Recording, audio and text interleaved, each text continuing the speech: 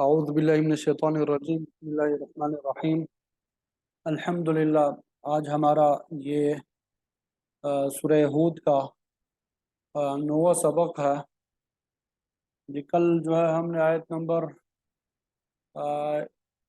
87 سے لے کے آیت نمبر 9 تک تلاوت کی سعادت حاصل کی تھی، ترجمہ بھی پڑھ لیا تھا اور آیت نمبر 107 تک تفسیر بھی کر دی تھی۔ آیت نمبر 108 کی تفسیر چل رہی تھی، ٹھیک ہے۔ اس میں ما دامت السماوات والارض، اس کے بارے میں تفسیرات آپ کو بتا رہا تھا۔ ما دامت السماوات والارض، اس کے بارے میں آپ کو تفصیلات بتا رہا تھا۔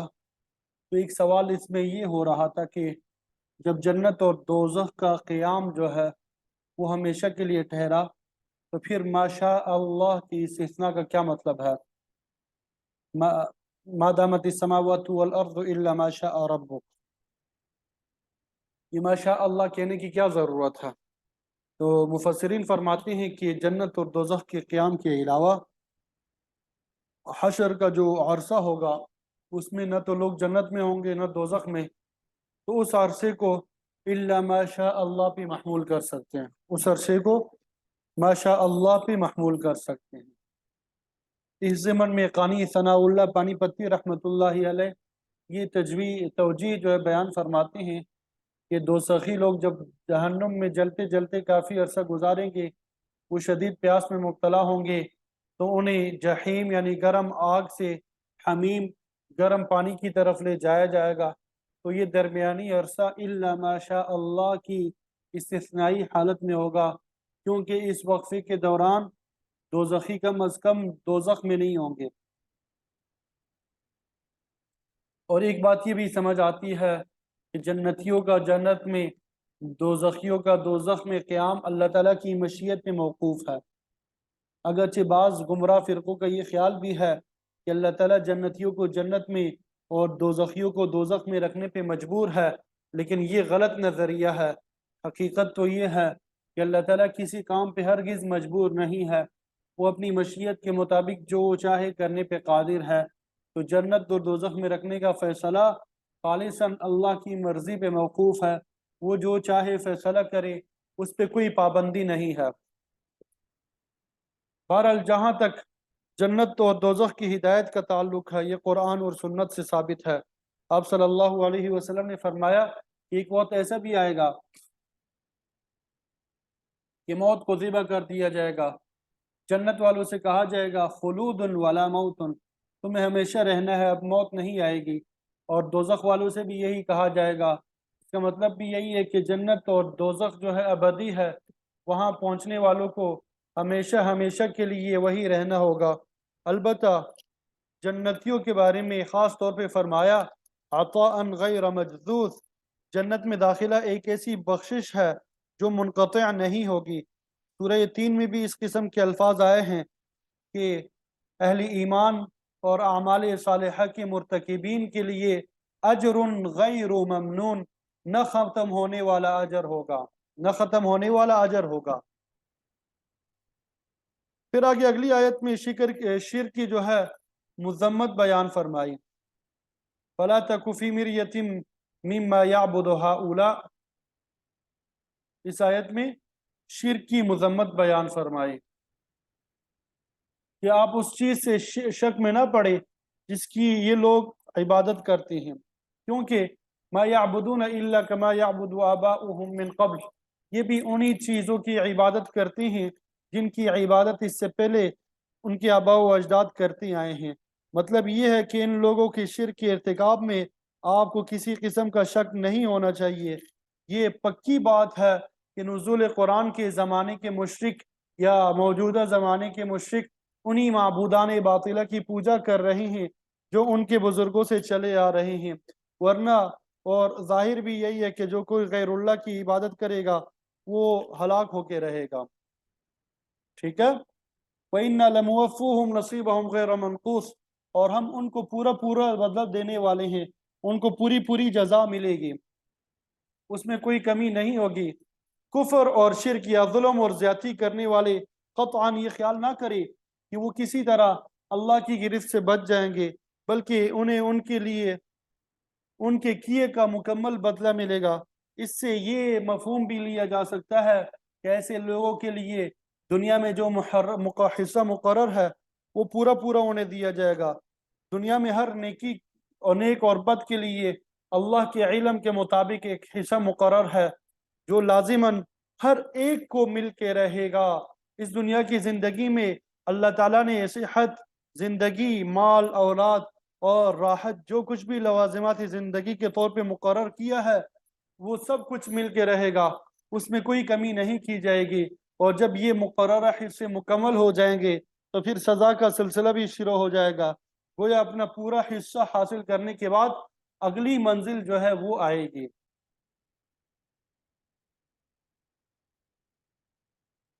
यहाँ तक बात समझ आ गई? अल्हम्दुलिल्लाह। कल जो आयत हमने जिनकी तर्जुमा और तफसीर, तर्जुमा पढ़ा था, उनकी तफसीर जो है मुकम्मल हो गई। अब आज की आयत जो है सबसे पहले तिलावत करेंगे, फिर उसके बाद इंशाअल्लाह तफसीर बयान करेंगे। तो तिलावत समाअत फरमाएं। अऊज़ु बिल्लाहि मिनश शैतानिर रजीम, बिस्मिल्लाहिर रहमानिर रहीम। वलक़द आतैना मूसल किताब फ़ख्तुलिफ़ फ़ीह वलौला कलिमतुन सबक़त मिन रब्बिक लक़ुदिय बैनहुम वइन्नहुम लफ़ी शक्किन मिन्हु मुरीब। वइन्न कुल्लन लम्मा लयुवफ़्फ़ियन्नहुम रब्बुक अअमालहुम इन्नहु बिमा यअमलून ख़बीर। فاستقم كما أمرت ومن تاب معك ولا تطغوا إنه بما تعملون بصير. ولا تركنوا إلى الذين ظلموا فتمسكم النار وما لكم من دون الله من أولياء ثم لا تنصرون. وأقم الصلاة طرفي النهار وزلفا من الليل إن الحسنات يذهبن السيئات ذلك ذكرى للذاكرين. واصبر فإن الله لا يضيع أجر المحسنين. فلولا كان من القرون من قبلكم أولو بقية ينهون عن الفساد في الأرض إلا قليلا ممن أنجينا منهم واتبع الذين ظلموا ما أترفوا فيه وكانوا مجرمين. وما كان ربك ليهلك القرى بظلم وأهلها مصلحون. ولو شاء ربك لجعل الناس أمة واحدة ولا يزالون مختلفين إلا من رحم ربك ولذلك خلقهم وتمت كلمة ربك لأملأن جهنم من الجنة والناس أجمعين. وكلا نقص عليك من أنباء الرسل ما نثبت به فؤادك وجاءك في هذه الحق وموعظة وذكرى للمؤمنين. وقل للذين لا يؤمنون اعملوا على مكانتكم إنا عاملون وانتظروا إنا منتظرون. ولله غيب السماوات والأرض وإليه يرجع الأمر كله فاعبده وتوكل عليه وما ربك بغافل عما تعملون صدق الله العظيم.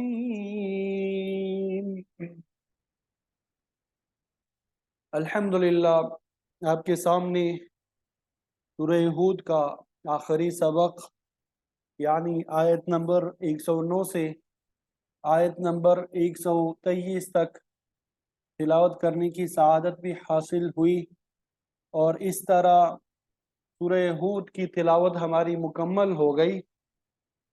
اللہ تعالیٰ نے توفیق دیا، اب انشاءاللہ ترجمہ بھی مکمل کریں گے، اور پھر اس کے بعد سورہ ہود کی تفسیر جو ہے وہ بھی آپ کے سامنے مکمل بیان کر لیں گے۔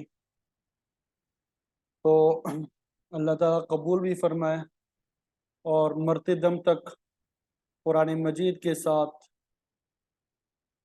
ہمیں جاری اور ساری رکھے، ہمارا تعلق قائم اور دائم رکھے۔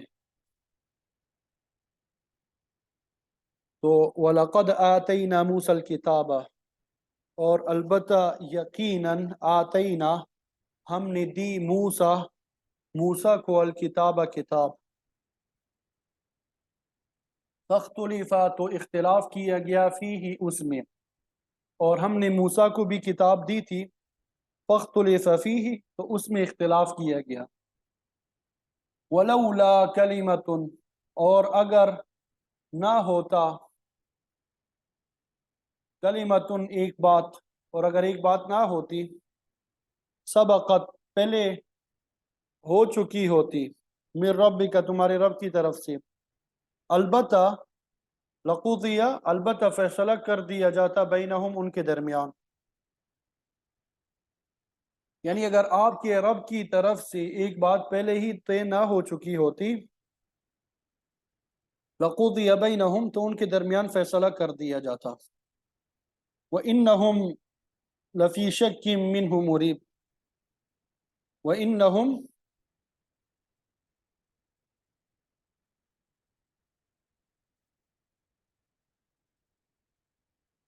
اور بے شک وہ، لفی شک البتہ شک میں، منہ اس سے، مریب بے چین کرنے والے، یعنی بے شک وہ اس کے حوالے سے بے چین کر دینے والے شک میں پڑے ہوئے ہیں۔ وَإِنَّ اور بے شک، کُلًّا ہر ایک کو، لما جب، لَيُوَفِّيَنَّهُمْ البتہ ضرور پورا دے گا انہیں، لَيُوَفِّيَنَّهُمْ البتہ ضرور پورا دے گا انہیں، رب کا ان کا رب، اعمالہم ان کے اعمال، اعمالہم ان کے اعمال، انہو بے شک وہ، بما یعملون جو وہ عمل کرتے ہیں، خبیر خوب باخبر ہے، بے شک وہ اسے جو وہ عمل کرتے ہیں اس سے خوب باخبر ہے۔ فاستقم تو استقامت رکھیے، استقامت کیجیے، کما جیسا کہ امرتا آپ کو حکم دیا گیا، کما امرتا جیسا کہ آپ کو حکم دیا گیا، ومن تابا اور جو توبہ کرے ماں کا آپ کے ساتھ، ولا تطغوا اور سرکشی نہ کریں، یعنی آپ استقامت اختیار کیجیے جیسا کہ آپ کو حکم دیا گیا ہے، وہ لوگ بھی جنہوں نے آپ کے ساتھ توبہ کی اور سرکشی نہ کرو، انہو بما تعملون بے شک وہ اسے جو تم کرتے ہو، بصیر خوب دیکھنے والا ہے، جو تم کرتے ہو اسے خوب دیکھنے والا ہے، ولا ترکنوا اور تم نہ جھکو، ولا ترکنوا اور تم نہ جھکو، الی الذین ان لوگوں کی طرف، ظلموا جنہوں نے ظلم کیا، فتمسا کہ چھو لے تمہیں، النار آگ، وما لکم اور نہیں ہے تمہارے لیے، من دون اللہ اللہ کے علاوہ، من اولیاء دوستوں میں سے، یعنی اللہ کے علاوہ تمہارا کوئی مددگار نہیں ہے، ثم لا تنصرون اور پھر نہ تم مدد کیے جاؤ گے، یعنی تمہاری مدد نہیں کی جائے گی، تمہاری مدد نہیں کی جائے گی، واقیم الصلاۃ اور نماز قائم کرو، طرفی النہار یہ طرفینی تسنیہ تھا، ٹھیک ہے، نون تسنیہ کا جو ہے اضافت کی وجہ سے گر گیا. طرفین نہاری، نہار دن کو کہتے ہیں، دونوں کناروں میں، النہار دن کی یعنی دن کے دونوں کناروں میں، وزلفن اور کچھ حصے من اللیل رات میں سے، یعنی دن کے دونوں اور رات کے کچھ حصوں میں نماز قائم کیجیے. ان الحسنات بے شک نیکیاں، یذہبنا اذہب یذہب اذہاب لے جاتی ہے، السیئات گناہوں کو، یعنی مٹھا دیتی ہے، نیکیاں گناہوں کو مٹھا دیتی ہے. ذالک ذکرہ یہ نصیحت ہے، للذاکرین نصیحت حاصل کرنے والوں کے لیے. وصبر اور آپ صبر کیجئے، فإن اللہ کیونکہ بے شک اللہ تعالی لا یضیع ضائع نہیں فرماتا اجر المحسنین نیکی کرنے والوں کے اجر کو. فلولا كان من القرون من قبلكم فلولا كان فلولا تو کیوں نہ ہوا، من القرون بستیوں میں سے، من قبلکم تم سے پہلے، اولو بقیت با اثر لوگ عقل والے، یعنی تم سے پہلی جماعتوں میں بستیوں میں کچھ ایسے با اثر لوگ کیوں نہ ہوئے، ینہونا وہ روکتے، عن الفساد فساد سے زمین میں، الا قلیلا مگر بہت تھوڑے تھے، ممن اس میں سے، انجینا ہم نے نجات دی، منہم ان میں سے. یعنی تم سے پہلی جماعتوں میں کچھ ایسے باثر لوگ کیوں نہ ہوئے جو زمین میں فساد پھیلانے سے روکتے رہتے، سوائے ان تھوڑے سے لوگوں کے جنہیں ہم نے ان میں سے بچا لیا. واتبع الذین واتبع اور پیروی کی، الذین جنہوں نے، ظلموا ظلم کیا، وما اترفوا فیہ وہ جو اترفوا عیش کرتے رہے، فیہ اس میں، وکانو اور وہ تھے، مجرمین جرم کرنے والے، اور ظالموں نے اس چیز کی پیروی کی جس میں وہ عیش کر رہے تھے اور وہ مجرم تھے. وما کان ربک اور نہیں ہے تیرا رب، لیہلک تاکہ وہ ہلاک کر دے، القری بستیوں کو، بظلم ظلم سے، واہلھا مصلحون اور اس کے رہنے والے نیکی کرنے والے، وہاں کے لوگ کیا ہیں، نیک ہوں. یعنی آپ کا رب ایسا نہیں ہے کہ بستیوں کو ناانصافی سے ہلاک کر دے جبکہ وہاں کے لوگ نیک ہو.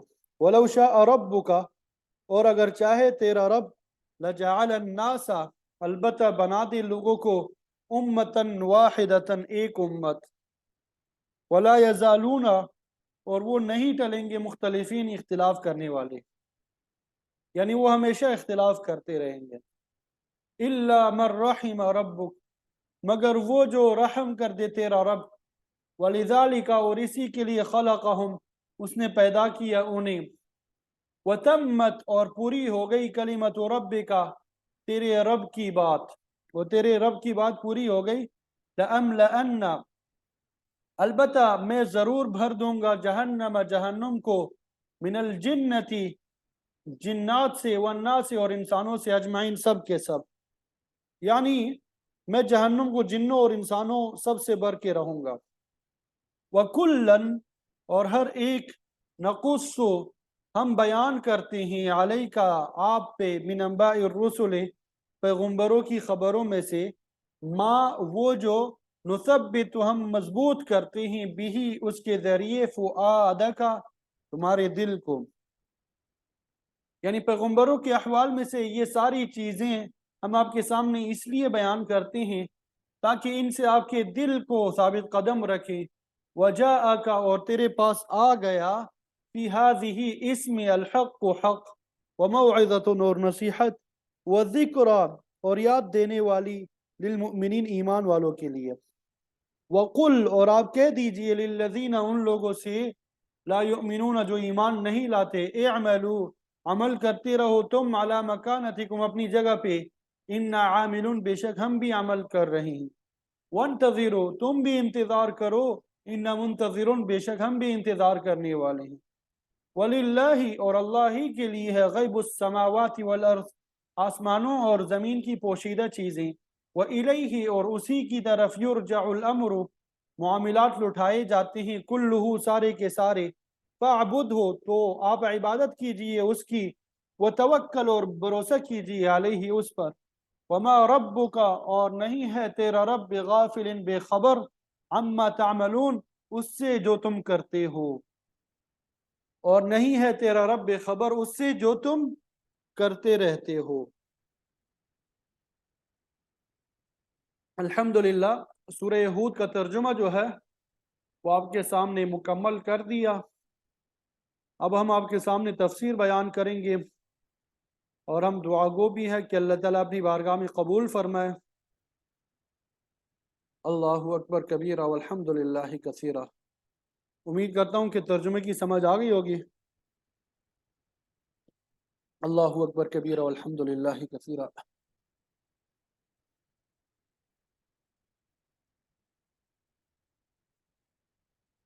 تو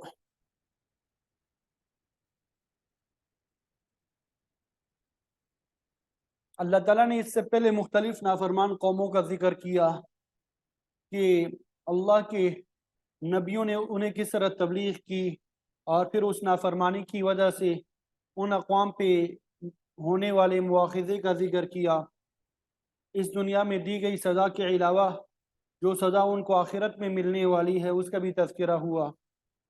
اللہ تعالیٰ نے کفر اور شرک کی تردید کی اور واضح کیا کہ کافر اور مشرک اللہ کی گرفت سے بچ نہیں سکیں گے، ہر ایک کو اپنے اپنے عقیدے اور عمل کا صلہ ملے گا، اس ضمن میں کسی کو شک اور شبہ نہیں ہونا چاہیے۔ اسی یقین کے سلسلے میں اللہ تعالیٰ نے فرمایا ہے وَلَقَدْ آتَيْنَا مُوسَى الْكِتَابَ، البتہ تحقیق ہم نے موسیٰ علیہ السلام کو کتاب عطا کی۔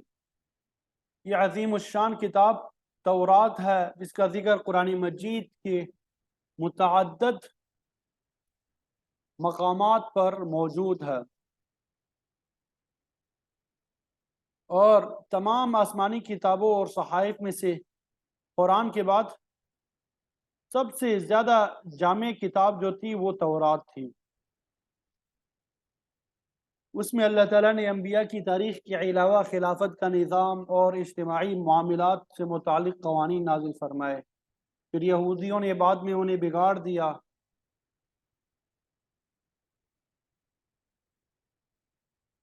تو بہرحال تورات کا معنی ہی قانون ہے، یہ عبرانی یا سریانی زبان میں نازل ہوئی۔ اب یہ اصل زبان جو ہے وہ تو موجود ہی نہیں ہے، البتہ اس کے تراجم جو ہے دنیا کی مختلف زبانوں میں میسر ہے۔ یا فرعون اور اس کا لشکر جو ہے بحر قلزم میں غرق ہو گیا، تو بنی اسرائیل ان کے شکنجے سے آزاد ہوئے، وہ مصر واپس جانے کے بجائے صحرائے سینا میں ہی حیران پھرتے رہے۔ اس دوران موسیٰ علیہ السلام سے عرض کیا کہ پہلے ہم تو فرعون کی غلامی میں تھے، اس کے بنائے ہوئے قانون کے پابند تھے، اب ہم آزاد ہو چکے، زندگی گزارنے کے لیے ہمارا کوئی قانون ہونا چاہیے۔ تو اس فرمائش پہ موسیٰ علیہ السلام نے اللہ تعالیٰ کے سامنے درخواست پیش کی، تو حکم ہوا کوہ طور چلے جاؤ، وہاں اعتکاف بیٹھو، روزے رکھو، تمہیں کتاب مل جائے گی۔ تو یہ وہی کتاب ہے تورات جو اللہ تعالیٰ نے موسیٰ علیہ السلام کو دی۔ اب کتاب تو مل گئی، فاختلف فیہ، لیکن اس میں اختلاف کیا گیا۔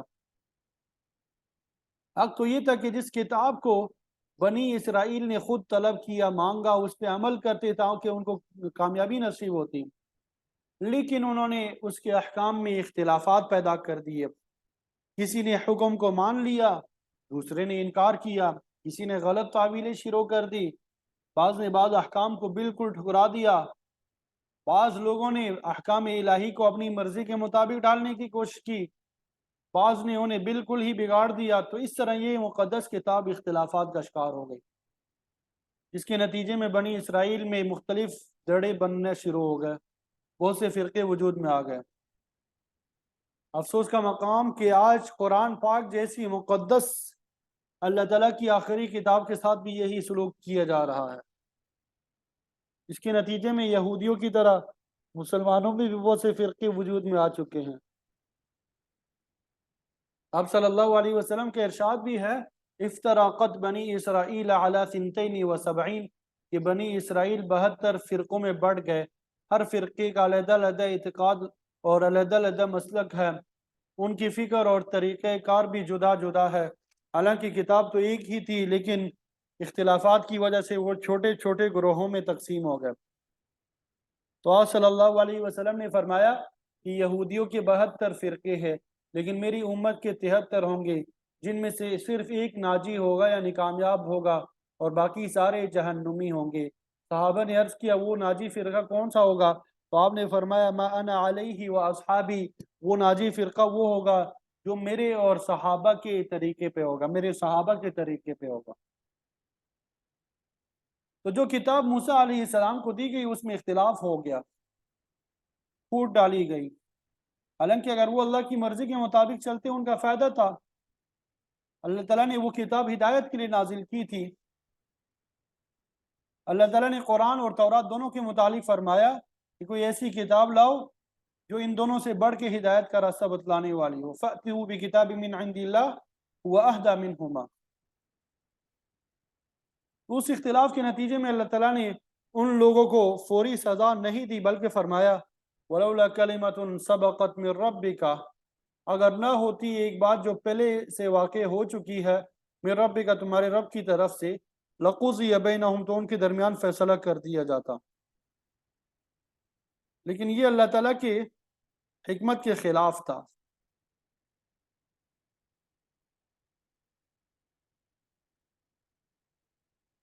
اس کا قانون یہ ہے کہ دنیا میں لوگوں کو یہ موقع دیا جاتا ہے، ان کو مہلت دی جاتی ہے کہ اس عرصے میں حق کو قبول کر لیں، اگر وہ تسلیم کر لیتے ہیں بچ جاتے ہیں، ورنہ اللہ تعالیٰ کی گرفت میں آ جاتے ہیں۔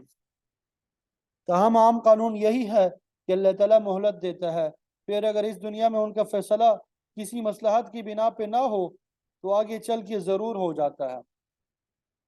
آگے اسی رکوع میں آ رہا ہے لا یزالون مختلفین، لوگ اختلاف کرتے رہیں گے، ان ربک هو یفصل بینہم یوم القیامۃ فیما کانوا فیہ یختلفون، پھر تیرا پروردگار ان کے درمیان فیصلہ کر دے گا جس بات میں وہ اختلاف کرتے تھے۔ سورہ بقرہ میں بھی موجود ہے قد تبین الرشد من الغی، دنیا میں ہدایت اور گمراہی کی راہ واضح ہو چکی ہے، اس کے باوجود لوگوں نے اختلاف کیا، جھگڑے کیے، فرقہ بندی کو ہوا دی، عقیدے خراب کیے، اللہ کی توحید کو کما حقہ تسلیم نہ کیا۔ لیکن ان سب اختلافات کا حتمی فیصلہ اللہ تعالیٰ آگے چل کے ہی کرے گا، کیونکہ وہ اپنے قانون امہال اور تدریج کے مطابق مہلت دیتا رہتا ہے اور فوری گرفت نہیں کرتا۔ تو فرمایا کہ بات تو بالکل واضح کر دی گئی وَإِنَّهُمْ لَفِي شَكٍّ مِّنْهُ مُرِيبٍ، مگر یہ لوگ اس کی طرف سے تردد انگیز میں پڑے ہوئے تھے، تردد انگیز شک میں پڑے ہوئے ہیں۔ مریب جو یہ شک کی صفت ہے، مطلب یہ کہ ان کا دل کسی طرف نہیں جمتا، حالانکہ یہ اللہ تعالیٰ کا برحق کلام ہے جو انسانوں کی ہدایت اور رہنمائی کے لیے نازل کیا گیا ہے، اس پہ یقین رکھنا چاہیے، اپنی فکر اور عمل اسی کے مطابق بنانی چاہیے۔ شک کرنا منافق یا نافرمان لوگوں کا کام ہے، شک ان کو چین سے نہیں بیٹھنے دیتا۔ وَإِنَّ كُلًّا لَمَّا لَيُوَفِّيَنَّهُمْ رَبُّكَ أَعْمَالَهُمْ، اور بے شک سب کے سب البتہ پورا پورا دے گا تیرا پروردگار ان کی اعمال کا صلہ۔ صاحب کشاف فرماتے ہیں کہ یہاں پہ کلن کی تنوین جو ہے مضاف الیہ کے بدلے میں آئی ہے، مطلب یہ ہے وَإِنَّ كُلُّهُمْ، یعنی بے شک وہ سب کے سب۔ بعض فرماتے ہیں کہ پوری قرآت یوں ہے وَإِنَّ كُلًّا لَمَّا بُعِثُوا، یہ سب کے سب جب دوبارہ اٹھائے جائیں گے تو ضروری بات ہے کہ ان کا پروردگار ان کے اعمال کا پورا پورا بدلہ دے گا۔ إِنَّهُ بِمَا يَعْمَلُونَ خبیر، بے شک وہ ان کے ہر عمل کی پوری پوری خبر رکھتا ہے، اس سے کوئی چیز غائب نہیں ہے، ذرا ذرا اس کے علم میں ہے، وہ ہر ایک کے ارادے اور نیت کو جانتا ہے، تو ان کے اعمال کا بدلہ جو ہے وہ ضرور دے گا، ان کے اعمال کا بدلہ وہ ضرور دے گا۔ تو جزائے عمل اس دنیا میں نہیں بلکہ اگلے جہان میں ہے، تو یہ خیال نہیں کرنا چاہیے کہ مجرموں کو فوری طور پہ سزا کیوں نہیں دی جاتی۔ اس کا قانون یہ ہے کہ جب عمل کے جزا کا وقت آئے گا تو پھر وہ پورا پورا انصاف دے گا۔ इस ज़मन में अल्लाह ताला ने मूसा अलैहिस्सलाम की मिसाल भी बयान फरमा दी। आप सल्लल्लाहु अलैहि वसल्लम और आपके मुत्तबईन को भी तसल्ली दी कि वो घबराए नहीं बल्कि अपने मिशन को जारी रखे। फिर जब जज़ाए अमल का वक्त आ जाएगा तो सबको पूरा पूरा जो है बदला और सिला मिलेगा। फिर अल्लाह ताला ने इंसानों के लिए एक बड़ा सख्त हुक्म जो है वो नाजिल किया, फस्तकिम कमा उमिरता, ऐ पैगम्बर आप सीधे रहें जैसा कि आपको हुक्म दिया गया। वमन ताबा माक, और जिन लोगों ने तौबा की है आपके साथ, यानी कुफर शिरक और गंदे अकीदे से तौबा कर चुके हैं, ईमान और तौहीद में आपके हमसफ़र है, उनको भी यही हुक्म है कि वो इस्तिकामत पे रहे। तो इस्तिकामत बहुत बड़ी बात है। इसका मतलब ये है कि इंसान शक और तरद्दुद में ना पड़े बल्कि अपने ईमान पे पुख्ता रहे। अपने ईमान पे क्या रहे? पुख्ता रहे। लेकिन हालत ये है कि अक्सर लोग इस्तिकामत से महरूम होते हैं। अक्सर बुजुर्गान दीन का कौल भी आपने सुना होगा, उतलुबुल इस्तिकामत वला ततलुबुल किरामा, इस्तिकामत तलाश करो, करामत के पीछे ना पड़ो। बाज लोग जो है बुजुर्गों की करामत जो है उनको तलाश करते रहते हैं, कहीं नजर आए तो साहिब करामत को वलीउल्लाह को तस्लीम कर लें। फरमाया कि करामत से बुलंद तरीन चीज़ इस्तिकामत है, उसे इख्तियार करो।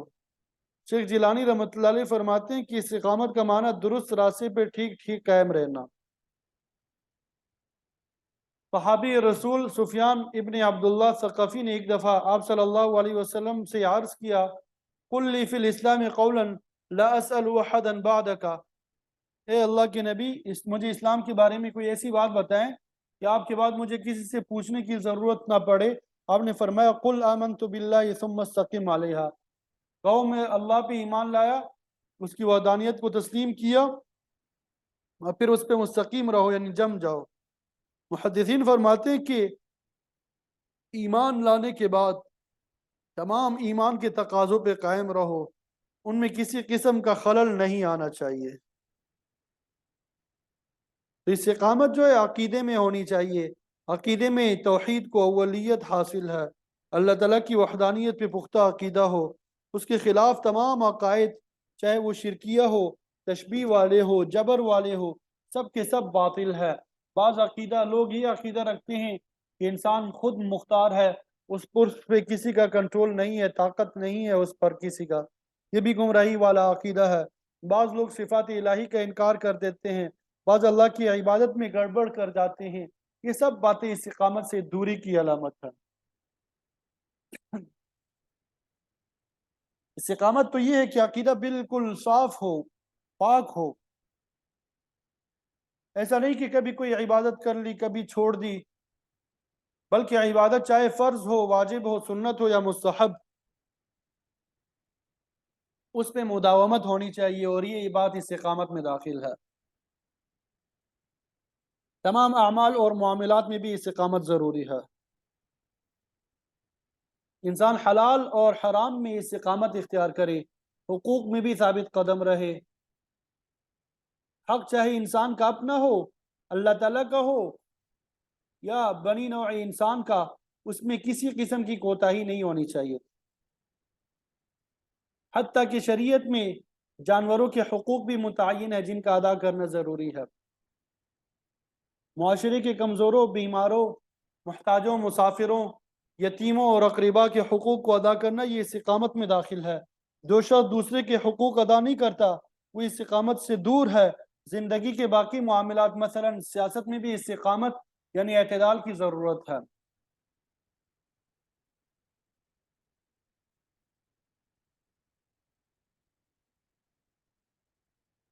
तिरमिज़ी शरीफ की रिवायत में आता है, एक मौके पे आप सल्लल्लाहु अलैहि वसल्लम और बाज़ दीगर सहाबा ने आप सल्लल्लाहु अलैहि वसल्लम से अर्ज़ किया कि हुज़ूर, क्या बात है कि आपके बाल सफ़ेद हो रहे हैं, बुढ़ापे के आसार नुमाया हो रहे हैं?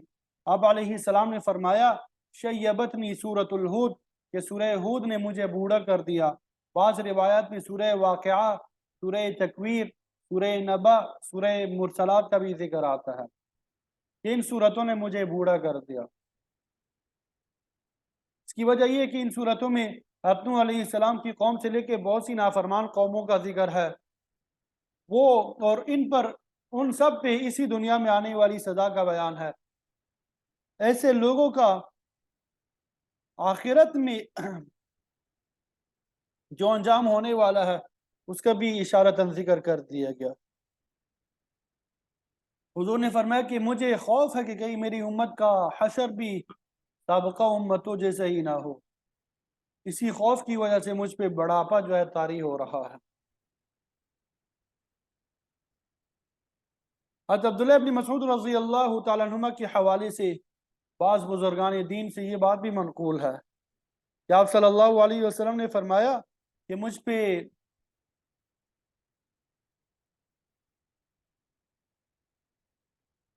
یہ بڑھاپا جو ہے سورہ ہود میں جو حکم آیا ہے فاستقم، اس کی وجہ سے آیا ہے۔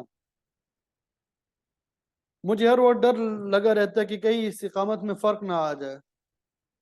نبی کی ذات تو اعلیٰ اور عرفہ ہے، اس کی استقامت میں تو کوئی شبہ نہیں ہو سکتا، البتہ امت کے لیے یہ بڑا سخت حکم ہے کہ اگر استقامت سے ادھر ادھر ہو گئے تو گرفت میں آ جانے کا ڈر ہے۔ آپ صلی اللہ علیہ وسلم اسی فکر میں مبتلا رہتے تھے۔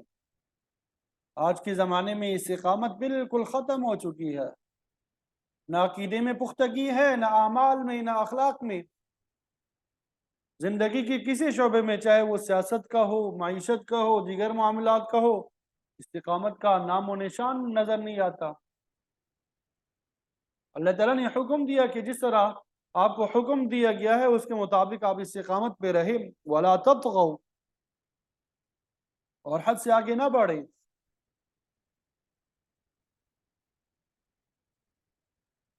معاملہ عقیدے کا ہو، عمل کا ہو، اخلاقیات کا ہو، حقوق کا، کسی بھی معاملے میں حد سے تجاوز نہ کریں،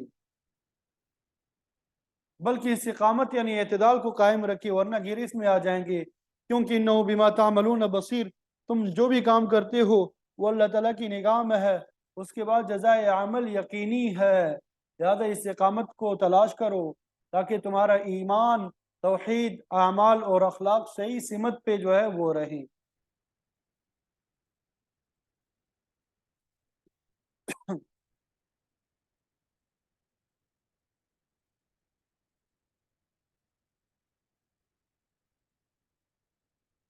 پھر آگے ارشاد فرمایا وَلَا تَرْكَنُوا إِلَى الَّذِينَ ظَلَمُوا فَتَمَسَّكُمُ النَّارُ، کہ آپ نہ جھکیں، آپ مائل نہ ہو ان لوگوں کی طرف جنہوں نے ظلم کیا۔ اگر ایسا کرو گے فَتَمَسَّكُمُ النَّارُ، تو تم کو بھی جہنم کی آگ چھوئے گی۔ مطلب یہ کہ ظالموں کے ساتھ میلان رکھنے کی بھی اجازت نہیں ہے۔ اللہ تعالیٰ نے ظالم کی حمایت کرنے سے بھی منع فرمایا۔ آگے جب جزائے عمل کی منزل آئے گی وَمَا لَكُم مِّن دُونِ اللَّهِ مِنْ أَوْلِيَاءَ، تو اللہ کے علاوہ تمہارا کوئی سازگار اور مددگار نہیں ہوگا۔ تم سمجھتے ہو کہ اگر دنیا میں کسی کی حمایت کریں گے تو وہ اگلے جہان میں چھڑا لے گا، ایسا ہرگز نہیں ہوگا، بلکہ اللہ کے دربار میں کسی کو لب کشائی کی بھی ہمت نہیں ہوگی۔ ظالم اور مظلوم کی باہمی جنگ جو ہے حابیل اور قابیل کی وجہ سے چلی آ رہی ہے۔ دنیا کا عام مشاہدہ ہے کہ اکثر لوگ مظلوم کے بجائے ظالم کا ساتھ دیتے ہیں، جس کی وجہ سے انسانی معاشرے میں ایک بگاڑ پیدا ہوتا ہے۔ آپ صلی اللہ علیہ وسلم نے فرمایا لعن اللہ من آوى محدثا، جو مجرم کو پناہ دیتا ہے اس پہ اللہ کی لعنت ہے۔ ظاہر ہے کہ جس شخص پہ اللہ لعنت کرے اس کے حالات کیسے درست ہو سکتے ہیں، انسانی معاشرہ کیسے سدھر سکتا ہے۔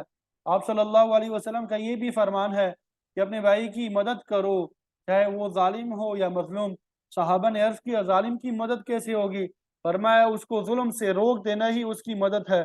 آپ صلی اللہ علیہ وسلم کا یہ بھی ارشاد ہے عون الضعیف ونصر المظلوم، یعنی کمزور آدمی کی اعانت کرو اور مظلوم کی مدد، یہ ہمارے دین کا اہم اصول ہے۔ لا تظلموا ولا تظلموا، نہ کسی پہ ظلم کرو اور نہ ظلم کو برداشت کرو۔ آپ کا یہ بھی فرمان ہے من مشى مع ظالم لیقویہ وهو يعلم انه ظالم قد خرج من الاسلام، جو آدمی ظالم کی تائید لے کے چلتا ہے وہ جانتا بھی ہے کہ یہ ظالم ہے، تو ایسا شخص جو ہے اسلام سے خارج ہے۔ ایک موقع پہ ایک شخص نے ابو ہریرہ رضی اللہ تعالیٰ عنہ کی موجودگی میں کہا الظالم لا یغر الا نفسہ، یہ ظالم خود اپنے ہی نقصان کرتا ہے، کسی دوسرے کا کچھ نہیں بگاڑتا۔ اس پر ابو ہریرہ رضی اللہ عنہ نے فرمایا کہ تم غلط کہتے ہو، بلکہ ظالم کا اثر ہر چیز پہ پڑتا ہے، حتیٰ کہ درخت اور نباتات بھی ظلم سے محفوظ نہیں رہتے، پرندے بھی ظلم کی وجہ سے اپنے گھونسلوں میں راغر ہو کے مرتے ہیں۔ جب کوئی ناہنجار آدمی مر جاتا ہے تو درخت کہتے ہیں الحمدللہ یہ موذی انسان اس دنیا سے چلا گیا۔ قرآن مجید میں بھی موجود ہے فَقُطِعَ دَابِرُ الْقَوْمِ الَّذِينَ ظَلَمُوا الْحَمْدُ لِلَّهِ رَبِّ الْعَالَمِينَ، یہ ظالموں کی جڑ کاٹ دی گئی، سب تعریفیں اللہ کے لیے ہے۔ تو یہی ظلم ہے اس کی وجہ سے دنیا بدامنی، فتنہ، فساد اس سے بری ہوئی ہے۔ ظالموں کا سب لوگ ساتھ دیتے ہیں، مظلوم کی مدد کے لیے کوئی تیار نہیں ہوتا، تو نتیجہ ظاہر ہے کہ ہر طرف ظلم کا دور دورہ ہے۔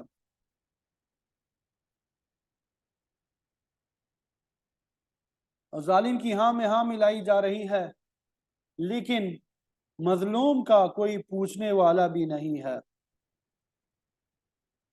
مظلوم کا کوئی پوچھنے والا بھی نہیں ہے۔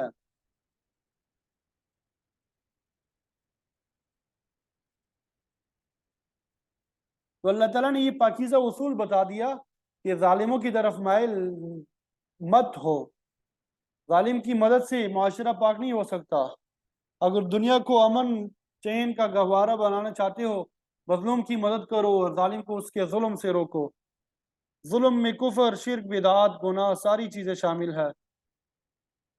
جو یہ اعمال کرتے ہیں وہ ظالم ہے، جہنم کا نشانہ بنیں گے، اور پھر ان کی حمایت کرنے والی بھی ان کے ساتھ ہی جائیں گے، ان کا کوئی حامی اور ناصر نہیں ہوگا، ثم لا تنصرون، اور پھر ان کی مدد بھی نہیں کی جائے گی، اور ایسے لوگ بے یار و مددگار رہ جائیں گے۔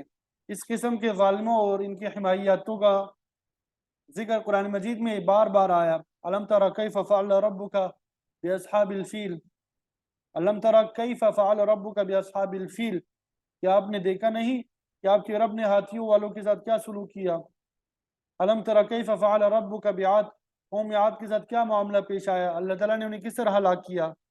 تو یہ سب ظلم کی وجہ سے ہوا، اللہ تعالیٰ نے ظالموں کی طرف مائل ہونے سے منع فرما دیا۔ ایک طرف تو اللہ تعالیٰ نے ظلم سے منع فرما دیا، دوسری طرف آپ کو خطاب کر کے عام لوگوں سے فرمایا وَأَقِمِ الصَّلَاةَ طَرَفَيِ النَّهَارِ، نماز قائم کرو دن کے دونوں اطراف میں، وَزُلَفًا مِّنَ اللَّيْلِ، اور رات کے گھڑیوں میں بھی نماز کو قائم کرو۔ استقامت علی الدین کے بعد اقامت صلاۃ جو ہے اس کی توجہ دی گئی۔ دونوں افراد سے مراد فجر اور عصر کی نمازیں ہیں، جبکہ رات کی گھڑیوں میں مغرب اور عشاء آتی ہے۔ بعض مفسرین اسی آیت کو پانچوں نمازوں پہ محمول کرتے ہیں۔ وہ فرماتے ہیں کہ دن کے پہلے کنارے سے پہلا پہر مراد ہے، اس میں فجر کی نماز آتی ہے، دوسرے کنارے سے پچھلا پہر مراد ہے، اس میں ظہر اور عصر دونوں نمازیں آتی ہے، اور اسی طرح آیت میں پانچوں نمازوں کی طرف اشارہ ملتا ہے۔ لیکن یہ بھی حقیقت ہے کہ سورہ ہود مکی صورت ہے، جبکہ پانچ نمازوں کی فرضیت معراج کی رات کو ہوئی، جو کہ مکی دور کے بالکل آخری حصے کا واقعہ ہے۔ اس لیے بعض مفسرین کا خیال ہے کہ اس آیت سے پانچ نمازیں نہیں بلکہ تین مراد ہے، یعنی فجر، عصر اور رات کی نمازیں، اور اسلام کے ابتدائی دور میں نمازیں تین ہی تھی جو کہ بعد میں پانچ کر دی گئی۔ تو نماز کے بارے میں بتایا یہ ایسی عبادت ہے جس سے اللہ تعالیٰ سے تعلق درست ہو جاتا ہے۔ پانچ وقت نماز سے اللہ تعالیٰ کا بہترین قرب جو ہے وہ حاصل ہوتا ہے۔ تو جب اللہ کا تعلق، انسان کا تعلق جو ہے وہ اللہ کے ساتھ درست ہو جائے تو انسان ظلم سے بچ جائیں گے، وہ تمام حقوق جو ہے وہ ادا کرتے رہیں گے۔ اس کے برخلاف اگر حقوق اللہ اور حقوق العباد کو ضائع کیا گیا تو اللہ تعالیٰ سے تعلق جو ہے قائم نہیں رہ سکے گا، جس کی وجہ سے ساری باتیں، سارے معاملات بگڑ جائیں گے۔ تو جو شخص نماز کو ضائع کرتا ہے اس کے لیے دین کی باقی باتوں کو ضائع کرنا آسان ہے۔ حضرت عمر رضی اللہ تعالیٰ عنہ کا قول بھی ہے کہ لوگوں نماز قائم کرو تاکہ تمہارا تعلق باللہ درست رہے۔ نماز جیسی عظیم نیکی کے ذکر کے بعد فرمایا ان الحسنات یذہبن السیئات، کہ بے شک نیکیاں جو ہے برائیوں کو مٹھا دیتی ہے۔ نماز کے تمام اراکین، طہارت، وقت، تلاوت، تسبیح و تحلیل، مناجات، دعا، قیام، رکوع، قعود اور سجود، یہ سب نیکیاں ہیں۔ یہ نیکیاں بجا لاؤ گے تو برائیاں مٹتی چلی جائیں گی۔ آپ صلی اللہ علیہ وسلم نے حضرت ابو ذر غفاری رضی اللہ تعالیٰ عنہ سے فرمایا کہ اگر تم سے کوئی برائی سرزد ہو جائے تو اس کے پیچھے نیکی لگا دو تاکہ وہ برائی مٹ جائے، اور فرمایا خالق الناس بخلق حسن، کہ لوگوں کے ساتھ اچھے اخلاق کے ساتھ پیش آؤ۔ برائیوں کو مٹھانے کا یہ عمدہ نسخہ ہے۔ شاہ عبد القادر محدث دہلوی رحمۃ اللہ علیہ نے اپنے قرآن مجید کے ترجمے کے حاشیے میں ایک بڑا اہم مضمون باندھا ہے۔ فرماتے ہیں نیکیاں برائیوں کو 3 طریقے سے ختم کر دیتی ہے۔ آپ صلی اللہ علیہ وسلم کے فرمان کے مطابق پہلی بات تو یہ ہے کہ جو نیکی کرے گا اس کی برائیاں معاف ہوں گی، ما لم یؤت کبیرہ، بشرطے کہ وہ گناہ کبیرہ کا مرتکب نہ ہو، کیونکہ گناہ کبیرہ توبہ کے بغیر معاف نہیں ہوتا۔ دوسری جگہ فرمایا نکفر عنکم سیئاتکم، ہم تمہاری برائیوں کو مٹھا دیں گے۔ آپ صلی اللہ علیہ وسلم کا یہ بھی فرمان ہے کہ اللہ تعالیٰ جمعے کی نماز ادا کرنے والے کی ایک جمعے سے دوسرے جمعے تک کی خطائیں معاف فرما دیتا ہے، بلکہ 3 مزید دنوں کی خطاؤں کی بھی معافی مل جاتی ہے۔ اسی طرح فرمایا کہ اللہ ایک رمضان سے دوسرے رمضان تک کی غلطیوں کو معاف کر دیتا ہے، ایک نماز سے دوسری نماز تک کی گناہ مٹھا دیے جاتے ہیں۔ انسان جب وضو کے لیے ہاتھ دھوتا ہے تو اس کے ہاتھوں کے گناہ معاف ہو جاتے ہیں، منہ دھوتا ہے تو منہ کے گناہ معاف ہو جاتے ہیں، پاؤں دھوتا ہے تو پاؤں سے چل کے کیے گئے گناہ معاف ہو جاتے ہیں۔ تو بہرحال فرمایا کہ پہلی بات یہ ہے جب انسان نیکی کرتا ہے اس کی برائیاں مٹھا دی جاتی ہے۔ دوسری بات شاہ صاحب نے یہ فرمائی کہ جو نیکیاں اختیار کرے اس سے خود برائیوں کے کی چھوٹے یعنی خود برائیاں جو ہے وہ چھوٹ جاتی ہیں۔ اور تیسری بات یہ کہ جس ملک میں نیکیوں کا رواج ہو وہاں ہدایت آئے اور گمراہی جو ہے مٹ جائے۔ تو ان تینوں طریقوں سے برائیاں ختم ہو جاتی ہیں۔ لیکن ساتھ ساتھ فرماتے ہیں کہ برائیاں اس وقت مٹیں گی جب نیکیوں کا وزن غالب ہوگا، کیونکہ جس قدر کپڑے میں میل زیادہ ہوتی ہے اسی قدر صابن کی بھی ضرورت پڑتی ہے۔ مطلب یہ کہ اگر کسی شخص کی نیکیاں 60% ہے تو اس کی 40% برائیاں مٹ جائیں گی۔ اگر برائیوں کا غلبہ ہوگا تو ان کے لیے مٹنا مشکل ہو جائے گا۔ خلاصہ کلام یہ ہے کہ جہاں نیکی کا ملکہ پیدا ہوگا وہاں برائی مٹے گی، اسی لیے فرمایا کہ بے شک نیکیاں برائیوں کو دور کرتی ہے۔ ذالک ذکر للذاکرین، یہ نصیحت ہے نصیحت حاصل کرنے والوں کے لیے۔ جو شخص ان نصائح کو قبول کرے گا، نماز ادا کرے گا، اللہ تعالیٰ نیکیوں کے بدلے میں اس کی برائیوں کو مٹھا دے گا۔ آگے آپ صلی اللہ علیہ وسلم کو خطاب کر کے پوری امت کو بات سمجھائی گئی، وَاصْبِرْ، کہ آپ صبر کرے، جو بھی نیکی کا کام کرے گا اسے تکالیف پہنچیں گی۔ تمام انبیاء اور اللہ کے نیک بندے اس آزمائش سے گزر چکے ہیں، اور یہ دین کا ذریعہ اصول ہے کہ سختی کو برداشت کرے۔ صبر ہمارے دین کے اہم اصولوں میں سے ایک ہے۔ باقی اصول اللہ کا ذکر، توحید، شکر، تعظیم، شعائر اللہ وغیرہ ہے، اپنے اپنے مقام پہ یہ سب چیزیں ضروری ہے۔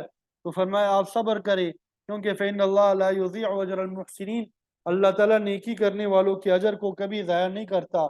اگر دین پہ استقامت اختیار کرو گے، مظلوم کی حمایت کرو گے تو اس نیکی کا اجر ضرور ملے گا۔ جب اللہ تعالیٰ اور اس کے رسول کے احکام کی اطاعت کا جذبہ پیدا ہوگا تو برائی کا جذبہ خود بخود جو ہے وہ کمزور ہو جائے گا. یہی نیکی ہے جس کا اجر جو ہے وہ ضائع نہیں ہوتا.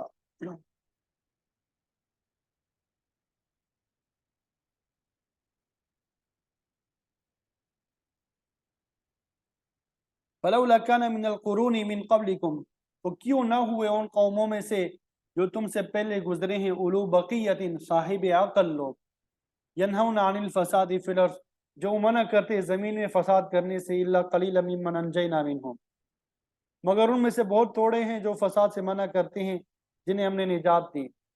یہاں پہ قرون کا لفظ استعمال ہوا ہے جو قرن کی جمع ہے.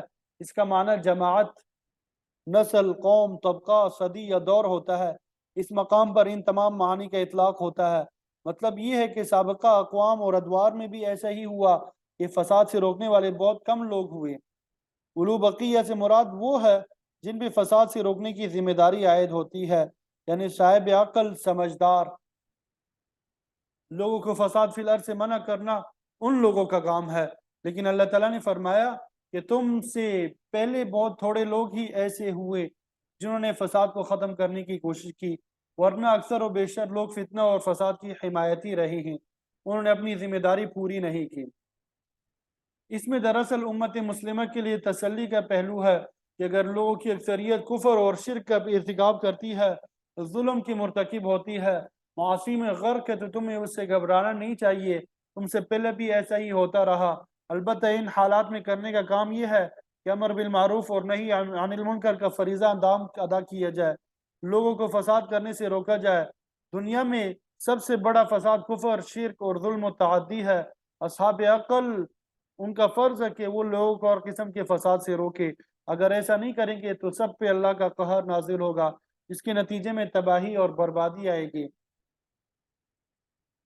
تو اللہ کے نبی اور ان کے پیروکار قلیل تعداد میں ہونے کے باوجود اس کام کو انجام دیتے رہتے ہیں، اور یہ وہی لوگ ہیں جن کو اللہ تعالیٰ نے نجات دی اور باقی سب کو ہلاک کیا. وَاتَّبَعَ الَّذِينَ ظَلَمُوا مَا أُتْرِفُوا فِيهِ، تھوڑے لوگ جو تھے انہوں نے فساد فی الارض کو مٹھانے کی کوشش کی، اور ان کی اکثریت نے کیا کیا؟ ظالم لوگوں نے اس خوشحالی کا اتباع کیا جس میں ان کو ڈالا گیا. اللہ تعالیٰ نے ان کو دنیا میں آرام طلبی، خوشحالی عطا کی تھی، تو یہ لوگ انہی چیزوں کے پیچھے لگے رہے، ظلم اور فساد کو مٹھانے کی کوشش نہ کی، اپنی عیاشی میں منہمک رہے، جس کا نتیجہ یہ نکلا وَكَانُوا مجرمین، وہ گنہگار اور مجرم تھے. یہ لوگ حق کو قبول کرنے کے بجائے شرکیہ اور کفریہ رسومات کے پیچھے چلتے رہے، بدعات کو عام کرتے رہے، دنیا کا سامان عیش اور راحت جمع کرتے رہے. انہوں نے فساد کرنے والوں کو منع تک نہ کیا. سورہ انعام میں بھی مکی کے مشرکین کا یہی حال اللہ تعالیٰ نے بیان کیا. وَهُمْ يَنْهَوْنَ عَنْهُ وَيَنْأَوْنَ عَنْهُ، وہ لوگ قرآن مجید سے روکتے تھے اور خود بھی اس سے دور رہتے تھے.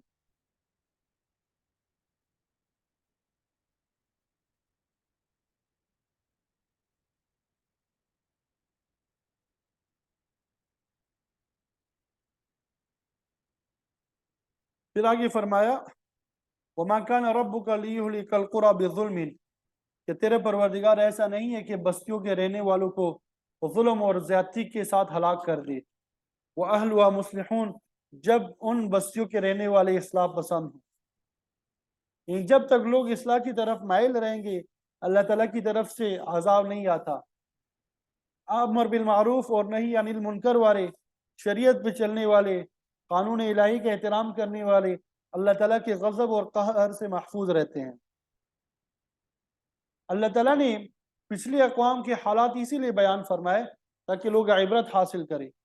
پھر آگے تسلی کا مضمون آ رہا ہے کہ تمام کے تمام لوگ ایک راستے پہ کبھی نہیں رہے، لہذا اختلاف سے دل شکستہ نہیں ہونا چاہیے. وَلَوْ شَاءَ رَبُّكَ لَجَعَلَ النَّاسَ أُمَّةً وَاحِدَةً، اگر آپ کا رب چاہتا تو سب لوگوں کو ایک ہی امت یعنی ایک ہی ایمان کے راستے پہ ڈال دیتا، کوئی شخص بھی احکام الہیہ کے خلاف ورزی نہ کرتا. ایسا کرنا اللہ تعالیٰ کے عین اختیار میں ہے، لیکن اس کے قانون کے خلاف ہے. وہ کسی کو زبردستی کوئی بات نہیں منوانا چاہتا. اس نے ایک حد تک انسان کو عقل اور شعور اور اختیار دیا، اچھے برے راستے میں سے جون سا چاہے اختیار کر لے، اور ساتھ میں حکم دیا کہ ایمان اور نیکی کا راستہ اختیار کرو، اسی کے مطابق بدلہ پاؤ گے، اور کفر شرک معاصی سے بچ جاؤ۔ اللہ تعالیٰ کا عام قانون یہی ہے کہ لا اکراہ فی الدین، کہ دین میں جبر نہیں ہے۔ اللہ تعالیٰ کسی کو ایمان قبول کرنے پہ مجبور نہیں کرتا، بلکہ اسے موقع دیتا ہے، اور پھر ایمان اسی کا معتبر ہوگا جو اپنی مرضی سے اسے قبول کرے گا۔ اس نے ہدایت اور گمراہی کا راستہ واضح کر دیا، اس کے لیے انبیاء کو مبعوث فرمایا، کتابیں نازل کی ہے، اور فرمایا فمن شاء فلیؤمن ومن شاء فلیکفر، جس کا جی چاہے ایمان قبول کرے، جس کا جی چاہے انکار کر دے، یہ اس کی مرضی پہ منحصر ہے۔ حدیث میں آتا ہے کہ اللہ تعالیٰ نے عقل کو پیدا کیا اور فرمایا تیری وجہ سے ہی میں مواخذہ کروں گا، تیری وجہ سے ہی عطا کروں گا۔ اللہ تعالیٰ نے جس کو عقل نہیں دی اس کا مواخذہ بھی نہیں ہے۔ جب تک بچہ سین شعور کو نہیں پہنچتا وہ مکلف نہیں ہوتا۔ پاگل اور دیوانے بھی اسی لیے غیر مکلف ہے کیونکہ عقل سے خالی ہے۔ اللہ تعالیٰ نے عقل بہت بڑا جوہر انسان کو عطا کیا، اور اس کے ساتھ ہدایت کے سارے سامان عطا کیے، انبیاء مبعوث فرمائے، کتابیں نازل کی، حواس ظاہرہ اور باطنہ عطا کیے، اور پھر انسان کو کھلا چھوڑ دیا، جس کا جی چاہے اطاعت اختیار کرے، جس کا جی چاہے کفر کا انتخاب کرے۔ اگر نیکی کو اپنائے گا تو اللہ تعالیٰ راضی ہوگا، اور اگر کفر اور شرک کا راستہ اختیار کرے گا تو گرفت میں آئے گا، کیونکہ اس کا فیصلہ ہے وَلَا يَرْضَى لِعِبَادِهِ الْكُفْرَ، اللہ تعالیٰ اپنے بندوں سے کفر کو پسند نہیں کرتے۔ وہ ظالموں کو ایسے جہنم میں ڈالے گا احاط بہم سرادقها، جیسے آگ کی قناتیں گھیرے ہوں گی۔ ولا يزالون مختلفین الا من رحم ربک، لوگ جو ہے برابر اختلاف کرنے والے ہوں گے، البتہ جس پہ تمہارا رب جو ہے وہ کیا کرے، رحم کرے، اس پہ اللہ کی مہربانی ہو، وہ کفر اور شرک کی اختلاف سے بچ جائے گا۔ رحمت الہی اس شخص کی طرف متوجہ ہوتی ہے جو ضد نہیں کرتا، ہر چیز کا ظاہری اور باطنی سبب ہوتا ہے۔ اللہ تعالیٰ اس پہ رحم کرتا ہے جو اس کا قائل ہو، من لا يرحم الناس لا يرحمہ، جو شخص لوگوں پہ رحم نہیں کرتا اللہ تعالیٰ بھی اس پہ رحم نہیں کرتا، تو عنادی لوگ اللہ تعالیٰ کی رحمت سے محروم رہتے ہیں۔ وَلِذَلِكَ خَلَقَهُمْ، اللہ تعالیٰ نے انہیں اسی لیے پیدا کیا ہے۔ ذالکہ کا مرجع اختلاف بھی ہو سکتا ہے اور رحم بھی۔ اگر اختلاف مراد لیا جائے تو مطلب یہ ہوگا کہ اللہ تعالیٰ نے انسان کو مجبور پیدا نہیں کیا، کہ اس نے تو انسان کو تمام صلاحیتیں دی، رہنمائی کے تمام ذرائع دیے، اس کے باوجود اگر کوئی اختلاف کرتا ہے تو وہ کرتا رہے، وہ پھر آگے چل کے اس کا نتیجہ وہ بھگتے گا۔ تو اگر تخلیق یہاں پہ رحم کی طرف سے مرجع کو کیا کیا جائے، منسوب کیا جائے،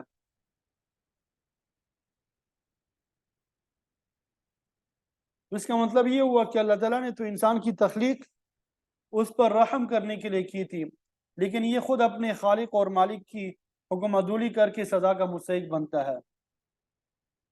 وما خلقت الجن والانس الا لیعبدون، کہ انسان اور جناتوں کو صرف اللہ کی عبادت کے لیے پیدا کیا گیا۔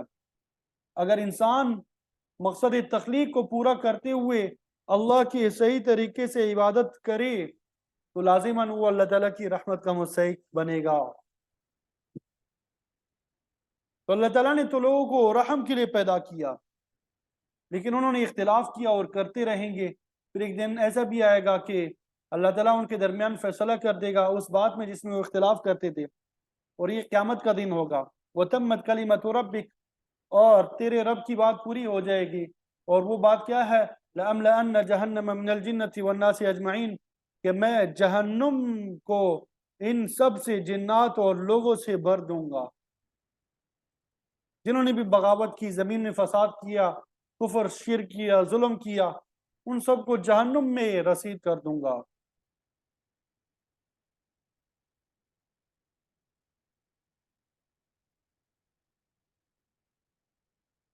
پھر اس کے بعد فرمایا وَكُلًّا نَقُصُّ عَلَيْكَ مِنْ أَنْبَاءِ الرُّسُلِ، وہ تمام خبریں جو ہم آپ پہ بیان کرتے ہیں رسولوں کی خبروں سے، مَا نُثَبِّتُ بِهِ فُؤَادَكَ، جن کے ذریعے ہم آپ کے دل کو ثابت کرتے ہیں۔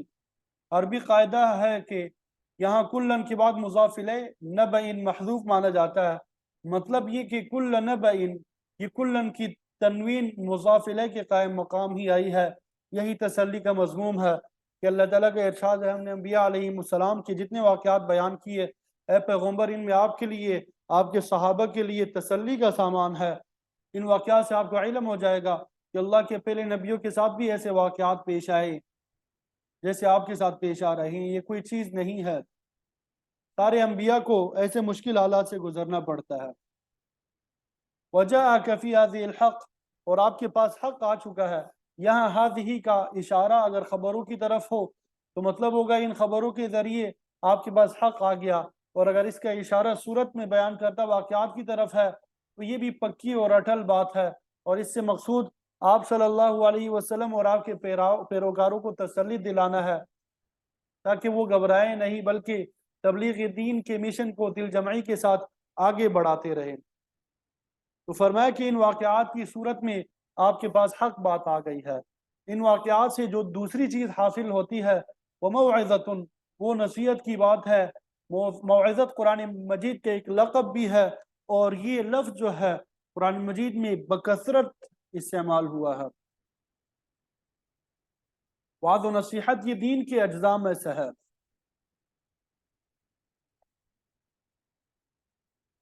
तो इन वाक़यात के बयान करने में तीसरी हिकमत जो है वह ज़िक्र अलिल मुमिनीन, कि वो अहले ईमान के लिए याद दहानी है। कुरान मजीद के एक नाम तज़किरा भी है, इन्ना हाज़िही तज़किरा। इंसान बाद चीज़ों को भूल जाता है, कुरान मजीद उन्हें बार बार याद दिलाता है, बशर्ते कि इंसान का ताल्लुक़ कुरान मजीद के साथ कायम हो। जब भी कुरान मजीद की तिलावत की जाएगी उसे ज़रूरी बातें याद आती रहेंगी। जब कोई शख्स गफलत की वजह से बाज़ बातों को भूल जाता है तो वो कुरान मजीद से ताज़ा हो जाती है तिलावत से। तो फरमाया कि कुरान मजीद में बयान किए हुए वाक़यात मोमिनीन के लिए याद दहानी का काम भी देते हैं। इन तमाम हक़ाइक़ और शवाहिद के बावजूद कुल लिल्लज़ीना ला युमिनून अअमलू अला मकानतिकुम, आप कह दीजिए उन लोगों से जो ईमान नहीं लाते, तुम अपनी जगह पे काम करते रहो, इन्ना आमिलून, हम भी अपना काम करने वाले हैं। हम अल्लाह ताला की वहदानियत पे ईमान लाते हुए अपना काम करेंगे, और तुम कुफ्र और शिर्क पे डटे हुए अपना काम करो। फिर वन तज़ीरू, तुम भी नतीजे का इंतज़ार करो। इन्ना मुंतज़िरून, हम भी इंतज़ार करते हैं। फिर पता चल जाएगा कि नतीजा किसके हक में निकलता है। हमें यकीन है कि ईमान, मारिफत और तौहीद का नतीजा अच्छा निकलेगा, जबकि कुफ्र, शिर्क और बुराई का अंजाम बुरा ही होगा। ये उन लोगों के लिए तंबीह है जो तआस्सुब और इनाद रखते हैं, अपनी ज़िद और हठधर्मी पे अड़े हुए हैं। ऐसे ही हालात में सूरह काफिरून में फरमाया, लकुम दीनुकुम वलिय दीन, कि तुम्हारे लिए तुम्हारा दीन है और मेरे लिए मेरा दीन है। उसका हतमी फैसला आगे चल कर ही होगा कि कौन सा दीन सच्चा है और कौन सा झूठा है। तो अल्लाह ताला ने अपने पैगम्बर और अहली ईमान को तसल्ली दी है कि वो नामुसाइद हालात से घबराए नहीं, बल्कि अपने मिशन को जारी रखे, और जो लोग इनकार पे इसरार कर रहे हैं उन्हें उनकी हालत पे छोड़ दें। और इस सूरत की आखिरी आयत में अल्लाह ताला ने पूरी सूरत का जो है खुलासा बयान फरमा दिया। पहली बात ये फरमाई, वलिल्लाहि गैबुस समावाति वल अर्ज़,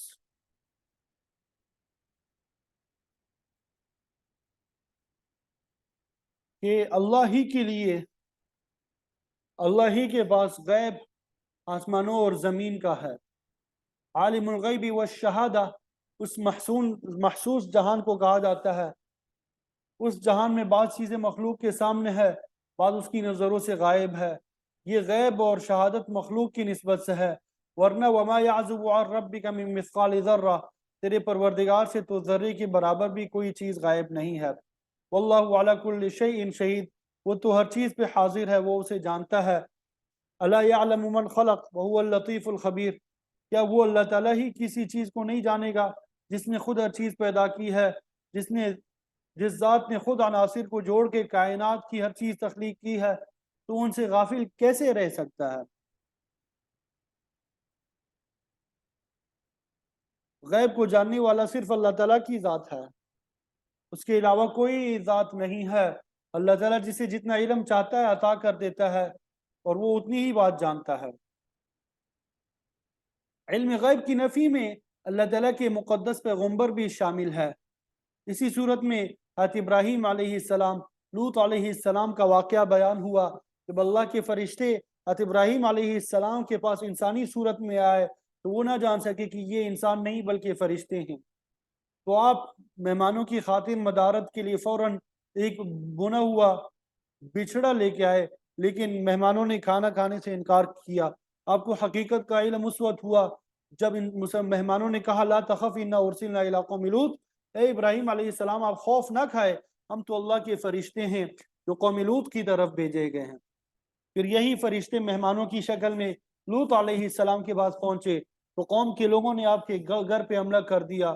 ان کا مطالبہ تھا کہ ان نوجوانوں کو ہمارے سپرد کر دو، لیکن لوط علیہ السلام ان کا دفاع کر رہے تھے اور نہیں جانتے تھے یہ تو اللہ کے فرشتے ہیں اور اس قوم پہ عذاب نازل کرنے کے لیے آئے ہیں۔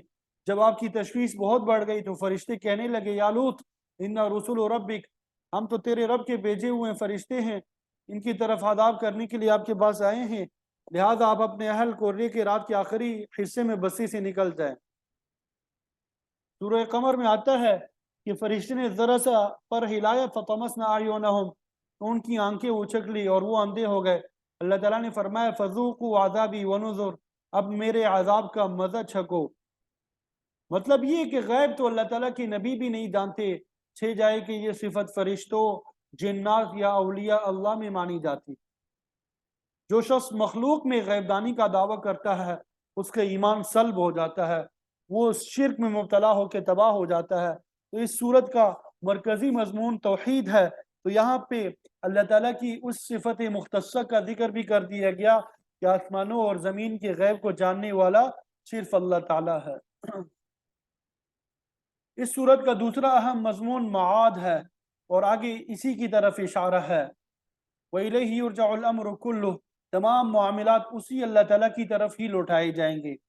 محاسبے کا عمل واقع ہو کے رہے گا، قیامت برپا ہوگی، ہر چیز اللہ تعالیٰ کے سامنے پیش ہوگی۔ سورہ نازعات میں ہے اِلَىٰ رَبِّكَ مُنْتَهَاهَا، ہر چیز کی انتہا تیرے پروردگار ہی کی طرف ہونے والی ہے۔ تو جب یہ سب کچھ اٹل ہے فَاعْبُدْهُ، تو پھر عبادت بھی خالصتاً اسی کی کرو، اس کے علاوہ کسی کی عبادت نہ کرو۔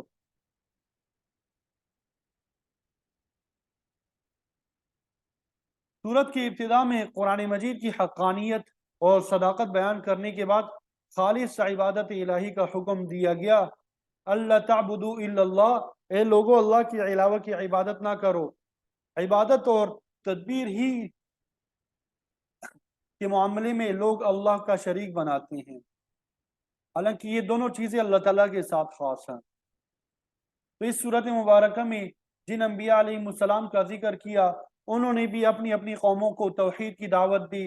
نوح علیہ السلام نے فرمایا اے لوگو میں تمہاری طرف ڈر سنانے والا بن کے آیا ہوں، میری تعلیم یہ ہے اللہ تعبدوا الا اللہ۔ پھر ہود علیہ السلام نے بھی اپنی قوم کو یہی پیغام دیا یا قوم اعبدوا اللہ ما لکم من الہ غیرہ۔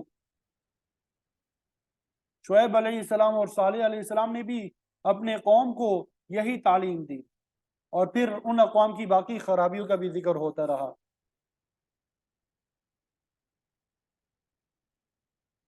تو اس صورت میں پورے صورت کا خلاصہ ان آیات میں اور نچوڑ بیان کر دیا گیا کہ جس طرح اللہ تعالیٰ کی عبادت میں اس کا کوئی شریک نہیں ہے، اسی طرح اس کی صفات مختصہ میں بھی کوئی شریک نہیں ہے، غیب بھی اس کے علاوہ کوئی نہیں جانتا۔ اللہ تعالیٰ نے ایمان، توحید، معاد، قرآن مجید کی صداقت، حقانیت اور انبیاء کی نبوت اور رسالت کا مضمون اس آیت میں بیان کر دیا، جس میں ان کے حالات اور ان کی تبلیغ کا تذکرہ ہے، قوم کا جواب، پھر ان کا انجام بھی ذکر کر دیا۔ پھر آخری بات جو بیان فرمائی وَتَوَكَّلْ عَلَيْهِ، بھروسہ بھی اللہ ہی پہ رکھو، اس کے علاوہ کوئی ذات مؤثر نہیں ہے۔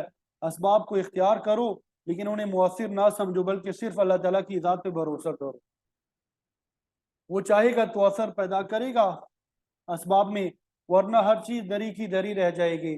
تمام قوت اور تصرف اللہ تعالیٰ کی ہاتھ میں ہے۔ लिहाजा भरोसा सिर्फ उसी पे करो। और फिर तंबी के तौर पे फरमाया वमा रब्बुका बिगाफिरिन अम्मा तामलून, तुम जो अमाल भी करते हो अल्लाह ताला उनसे गाफिल नहीं है, बल्कि सब कुछ जो है उसकी निगाह में है। तुम्हारे एतकादात, ख्यालात, तसव्वुरात, अमाल सब अल्लाह ताला के इल्म में है। और आखिर में नतीजा भी उन्हीं के मुताबिक निकलेगा। जिस किस्म के एतकादात और अमाल होंगे उन्हीं के मुताबिक जजा और सज़ा होगी। अल्हम्दुलिल्लाह, सूरह हूद जो है ये भी मुकम्मल हो गया। अल्लाह ताला मुझे आपको अमल की तौफीक अता फरमाए। वाखिर दावाना अनिल हम्दुलिल्लाहि रब्बिल आलमीन।